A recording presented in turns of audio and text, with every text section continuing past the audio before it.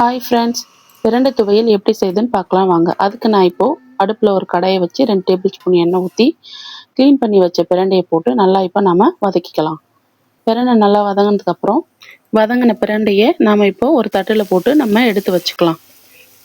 அடுத்து திரும்பவும் ஒரு கடாயில் 2 டேபிள் ஸ்பூன் எண்ணெய் ஊற்றி 4 காஞ்ச மிளகா, 2 டேபிள் ஸ்பூன் உளுத்தம்பருப்பு, 1/4 டேபிள் ஸ்பூன் கடலைப்பருப்பு, ஒரு பெரிய பூண்டு, 20 பல்லு சின்ன வெங்காயம், புளி கொஞ்சமாக சேர்த்து நாம் இப்போ அதை நல்லா வதக்கிக்கலாம்.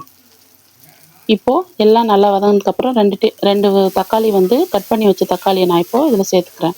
தேவையான அளவு கொஞ்சம் கொத்தமல்லி கருவேப்பிலையும் சேர்த்து நம்ம இப்போது நல்லா கிளறி விட்டு வதங்கினதுக்கப்புறமா நம்ம இப்போ திரும்பவும் அதை ஒரு பிளேட்டில் எடுத்து போட்டு ஆற வச்சு ஒரு மிக்ஸி ஜாரில் போட்டு நல்லா அரைச்சி கடுகு, உளுத்தம்பருப்பு, கருவேப்பிலை சேர்த்து நாம் இப்போ அதை தாளிச்சிக்கலாம். இப்போ நமக்கு சுவையான பிரண்டை துவையல் ரெடி. அதோட சேர்த்து சாப்பிட்டு பார்த்து சொல்லுங்கள் எப்படி இருக்கு.